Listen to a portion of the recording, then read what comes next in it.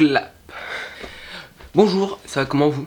Alors aujourd'hui on va se retrouver pour une nouvelle vidéo sur une nouvelle saison qui va s'appeler Une histoire d'avion. Et oui, je sais, vous voyez ma tête, ouais je sais, je suis beau gosse, ouais je sais, je suis allé chez le coiffeur, pas grave, on s'en fout. Donc on va être sur une nouvelle saison qui va s'appeler, enfin sur la première saison de ma chaîne, qui va s'appeler Une histoire de vol. C'est une saison très simple, on va parler de, enfin voilà, d'avion quoi, c'est tout. Et aujourd'hui, j'ai choisi comme thème pour aujourd'hui un avion que j'adore franchement, c'est l'histoire de l'Airbus A320 1549 de la US Airways. Pour ceux qui savent pas, ça va arriver tout de suite après. Juste avant, oui je sais que le VAD là-haut, les lettres sont là, hein. Elles sont juste là, elles sont tombées, elles se sont décollées. Je vais les remettre, rassurez-vous, faut juste que j'achète de la colle. Donc on va parler de la 320 de la US Airways 1549. Et je vais raconter cette histoire maintenant. On est le 15 janvier 2009 à New York, sur le tarmac de LaGuardia. C'est un aéroport à côté de New York. Il y a la 320 de 1549 de la US Airways qui s'apprête à décoller avec 150 personnes à bord, avec 3 membres d'équipage, le copilote qui s'appelle Jeffrey Scales, qui va être aux commandes pendant le début du vol, et le commandant de bord, Chase Sullenberger, qui va être lui à la radio. Il faut savoir que dans un avion, il y a deux postes pour les pilotes. Il faut savoir que les deux ne pilotent pas en fait. Il y en a un qui pilote et l'autre qui s'occupe de la radio. Et oui, parce que c'est important, parce que si vous voulez, qu'est-ce que vous voulez faire quand vous êtes deux à piloter? En plus, si l'un va virer à gauche et que l'autre vire à droite, l'avion il est en mode ah bah on va se couper en deux et on va y aller. Non. Donc bah il y en a un qui est à la radio. Donc là c'est Chase Sullenberger. Donc l'avion décolle à 15h25 précisément. Il s'envole et atteint une altitude de 2200 pieds où il va rencontrer des oies. Oui, des oies. C'est énorme une oie, hein. Franchement ça fait après plus d'un mètre d'envergure. Vous retrouvez ça avec 5 trous dans votre moteur, vous êtes cuit. Donc c'est ce qui va leur arriver. Il y a à peu près une quinzaine d'oies qui vont arriver sur eux. Ils vont s'en choper environ entre 2 et 3 dans chaque moteur. Ce qui va causer la perte et la mise en panne de deux moteurs, des deux moteurs droite et gauche, donc il n'y en a que deux, et ce n'est pas ce modèle d'avion là, hein, parce que lui il est beaucoup trop gros. Et donc qui va stopper toute poussée. Faut savoir qu'à 2200 mètres, on est quand même à peine plus haut que la tour Eiffel. C'est-à-dire que vous coupez la tour Eiffel du deuxième au troisième étage, vous ajoutez ça à la tour Eiffel actuelle, vous avez l'altitude à peu près. À peu près, hein, je dis bien. Donc faut savoir qu'on n'est pas haut du tout. Donc de ce moment, et ça va durer 208 secondes jusqu'à l'amérissage de l'avion sur l'Hudson. Faut savoir que les Airbus, comme celui-là, quand on coupe les deux moteurs, il n'y a plus d'énergie qui circule, parce que en fait les moteurs sont des véritables centrales électriques, ce qui fait qu'en fait l'avion n'a plus d'électricité et les Airbus se mettent en mode verrouillage, c'est à dire qu'on ne peut plus bouger l'avion, c'est à dire qu'il reste comme ça, statique. Voilà, bon par contre au bout d'un moment il va tomber, il reste statique. Donc le premier geste que va faire le commandant de bord, il va activer le réseau secondaire d'électricité, c'est à dire c'est des batteries qui vont alimenter l'avion et donc qui vont déverrouiller l'avion pour pouvoir manœuvrer, parce que sinon c'est pas possible. C'est en 15ème position dans la liste d'Airbus, ils seraient tous morts sinon, s'ils avaient respecté ça. Donc l'avion, le temps qu'ils savent faire que les deux moteurs sont en panne, qu'ils appuient sur le bouton, qu'ils regardent à peu près si tout va bien, et bah il s'écoule 30 secondes.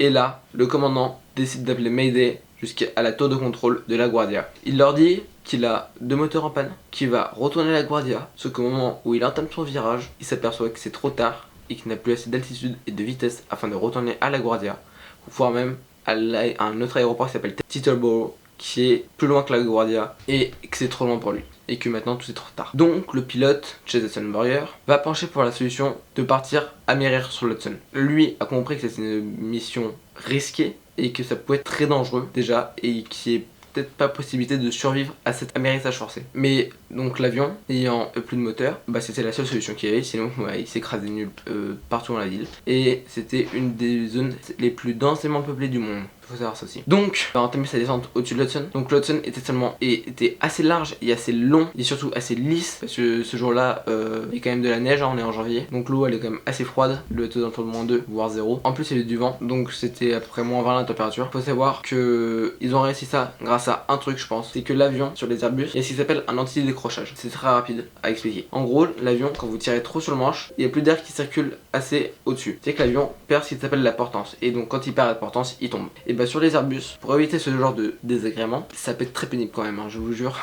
Tomber dans un avion, ça peut être très dérangeant. Et bah ils ont fait ce qui s'appelle des protections anti-décrochage. C'est-à-dire que l'avion, vous aurez beau tirer sur le manche, et bah il va se bloquer à une certaine distance, enfin à un certain degré, pour éviter que l'avion tombe. Et bah là c'est ce qu'il va faire, c'est-à-dire qu'il va tirer, il va braquer le manche vers lui, donc pour tirer l'avion au maximum, et donc l'avion lui va se coincer, c'est-à-dire qu'il tirait plus, l'avion décrochait, il tombait dans l'eau. C'est plus simple que ça. Donc il va tirer comme ça jusqu'à ce que l'avion touche l'eau. Et ce qui fait qu'en touchant l'eau, l'avion va avoir abîmé de l'arrière, mais va se voir épargner tout le reste de la partie de l'avion. Et c'est alors que les 150 passagers 3 membres d'équipage et 2 pilotes vont pouvoir survivre. Seulement grâce à cette technique et aussi grâce à l'allumage de la réserve d'énergie secondaire. Faut savoir que le commandant de bord, Jesse Eisenberger, avait 59 ans alors qu'il avait posé cet avion. Ça faisait plus de 40 ans qu'il avait piloté des avions, plus de 19 000 heures de vol, dont plus de 4 000 sur A320. Et aujourd'hui, il a quand même 71 ans. Il était quand même senior au moment où il a posé l'avion, était quand même sacré costaud.